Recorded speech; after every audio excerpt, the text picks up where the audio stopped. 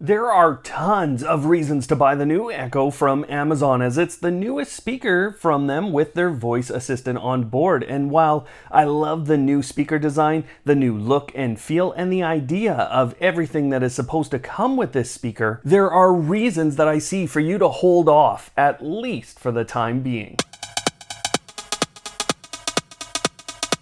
Listen, I love new tech and I love sharing that tech with you, and I even love lots about the new speakers from Amazon. But one of the core components of Automate Your Life is to save time and to save money. And saving money isn't necessarily saying we're never going to buy a device, but sometimes it's as much about buying at the right time as it is about buying the right product. One of my biggest complaints about the Echo speakers has always been that they provide a bit of a muffled audio response, and they're just kind of heavy on the low end, and it just isn't a great sound experience overall. I think both the design of the speakers and the fabric that they were previously using kind of contributed to this issue, and that has been significantly improved with the new Echo. There's a woofer coming out of the top of this speaker instead of down into the base of our tables, and then there's a stereo speaker pair coming out the front. But what's funny about that stereo speaker pair is, and I don't make this kind of a measurement very often with my hands, it's about that far apart, so it's not really going to be a stereo experience. Also, and this is maybe the hardest thing for those of you who love Miss A and her products, well, when I compare this to the Nest Audio, the speaker response that I'm getting out of that and the clarity is much better, and it instantly, when I heard this, made me like this even less.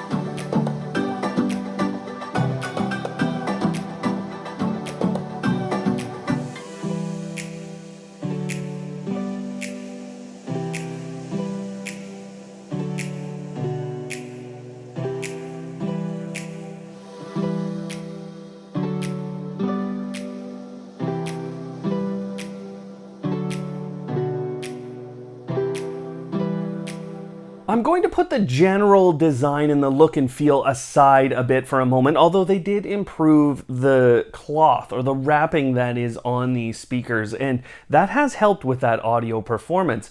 The other component of it being a ball here is really something that I think is a bit of an acquired taste. So this is up to you whether or not you're going to like it, but I think I will like this more as we go forward, and I think you will too. But here's the thing with new designs. If Amazon sees a pretty significant drop in sales of this versus previous designs for any reason, this could become the oddball speaker and they could drop the design. Let's move over to the more technical stuff, and for those of you who are really just here for audio quality, the boring stuff. But there's a reason I talk about this, and that's because I love creating automations in my life, and I really love it when I can mirror the automations to a higher degree of what happens in my daily life. And so we have this ZigBee hub that is inside of the new Echo, and that means that we can pair some devices, but that's a fairly limited device or device list when we're comparing to systems like Samsung SmartThings or Habitat or other true home automation hubs. So Amazon just doesn't have the breadth of devices available or the breadth of device types available. And this becomes a real issue later as you're trying to automate more and more and get closer and closer to how you live your daily life.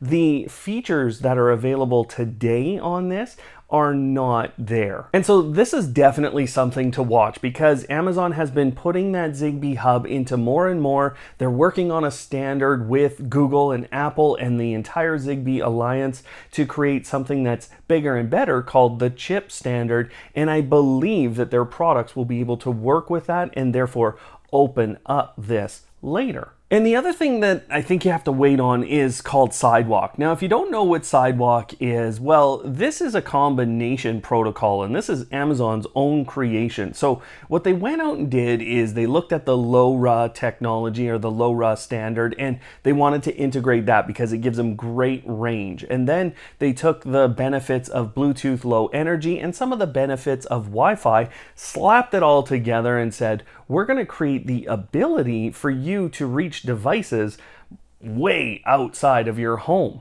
Really what that means is when your Wi-Fi goes down, if someone around you has this capability, you might still be able to get notifications from your camera. Not recordings, but notifications, and that is probably a pretty big benefit. But the thing is, Sidewalk isn't deployed, and we don't have a final technology spec, and we don't have a final understanding of exactly what it will do when it comes out. So buying a device based on that principle alone is not a good idea. When I got to take part in the release of all of these products and I got to see some of the inner discussions going on with Amazon, I was really excited about the new AZ1 chip, and I asked all kinds of questions about this. It's fancy and it's fantastic sounding because it's a machine learning chip that's supposed to provide all kinds of benefits. But as this product comes out today, there's no benefits there from the AZ1 chip. And